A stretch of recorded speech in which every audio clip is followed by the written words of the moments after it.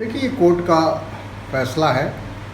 Court के ही ज़रिए उसको अमेंड किया गया था, एक प्रकार से संशोधन किया गया था, लेकिन कोर्ट ने उस पर पुनः विचार किया और एक बार फिर schedule caste schedule tribe atrocities act जैसे पहले था एज इट इज़ उसको बहाल कर दिया गया है। मैं समझता हूँ कि एक तरह से ये ठीक हुआ है, क्योंकि हमारे देश के जो शेड्यूल कास्ट शेड्यूल ट्राइब के लोग हैं वो बहुत दयनीय स्थिति में हैं।